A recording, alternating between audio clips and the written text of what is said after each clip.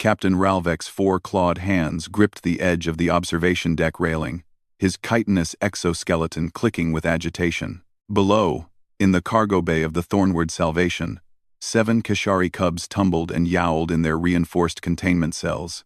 Each cell had cost more credits than a month's fuel ration, designed to hold creatures 3 times their current size. They must remain secured, Ralvek hissed to his security officer. Kashari young are unpredictable. Dangerous. Their parents died in the colony collapse, but their instincts remain. Claws. Teeth. Pure predator lineage. The security officer chittered agreement. Everyone aboard knew the stories. Kashari adults had once been the apex hunters of their world before the plague. These cubs were the last of their kind, destined for the preservation facility on Station Gamma 7, 2 weeks in transit. 2 weeks of keeping wild animals contained. Then the human had arrived. Dr. Sarah Chen had transferred aboard at the Nexus Way Station, a xenobiologist assigned to monitor the cubs' health during transport. Ralvek had reviewed her file with deep suspicion. Humans were soft-skinned, fragile things who had somehow clawed their way into the galactic community through sheer, stubborn audacity. They lacked natural armor, proper sensory organs, and any reasonable survival instincts. The cubs stay in their cells, Ralvek had commanded during her briefing. You may observe, you may scan, you will not interact. Sarah had simply smiled, that peculiar human expression that showed teeth without aggression. Of course, Captain, that had been 3 days ago. Now, as Ralvek descended to the cargo bay for his evening inspection, he heard something that froze his blood cold. Silence. The cubs were never silent. They yowled, they hissed, they threw themselves against the barriers with frustrated energy that set his nerves on edge. He rounded the corner and stopped. Every containment cell door stood open, wide open, and the cubs were gone. Ralvek's mandibles flared in alarm. Security alert. The Kashari have L. Captain, Sarah's voice came from the adjacent corridor. Is something wrong? He spun toward her, his weapon already drawn, prepared to find her mauled, bleeding, the cubs running wild through his ship. Instead, he found her sitting cross-legged on the deck plating, a datapad in her lap. Behind her, arranged in a neat semicircle, sat all 7 cubs. They weren't stalking. They weren't attacking. They were simply sitting, watching her with luminous amber eyes. Their tufted ears perked forward with interest. The smallest cub, the one Medical had designated Tivy, rested her head against Sarah's knee. What have you done? Ralvek's voice came out as a strangled whisper. Sarah looked up, completely unconcerned by the predators surrounding her. Observation, Captain. You gave me permission to observe. They're supposed to be contained. They were contained, Sarah said gently. And they were miserable. Kashari are social pack hunters, Captain. Isolation causes them psychological distress. She scratched behind Tivy's ear, and the cub made a sound somewhere between a purr and a chirp. So I opened the doors. You opened. Ralvek couldn't find words in any of the 7 languages he spoke. They could kill you. They could kill everyone aboard. Why would they? Sarah tilted her head, genuinely curious. They're not mindless killing machines, Captain. They're children, orphan children who've lost everything they knew. They don't need cages.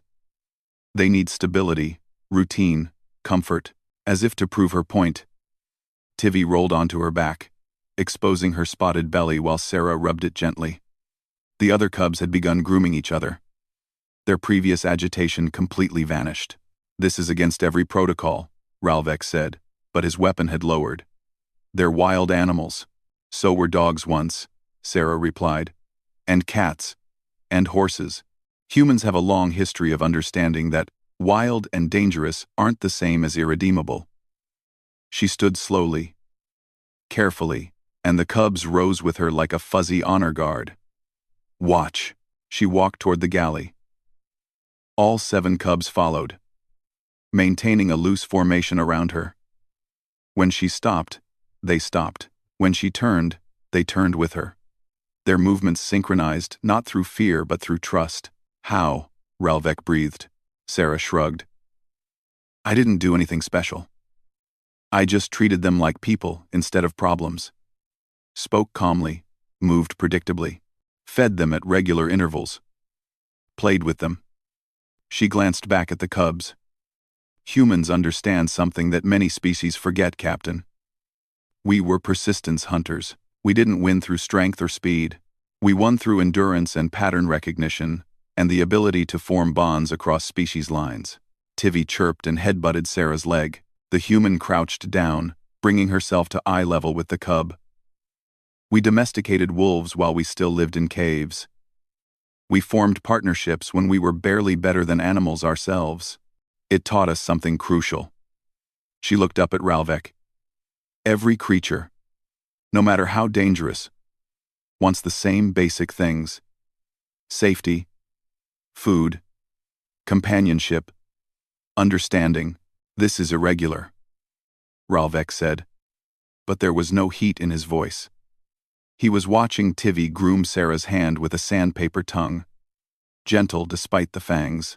Request permission to continue supervised socialization during the remainder of the voyage, Sarah said formally.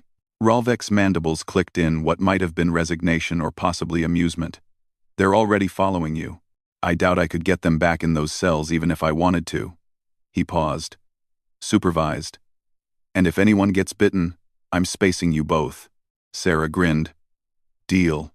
For the remaining 11 days of transit, the cargo bay transformed. The cubs still had their cells, but the doors stayed open, and they only used them for sleeping.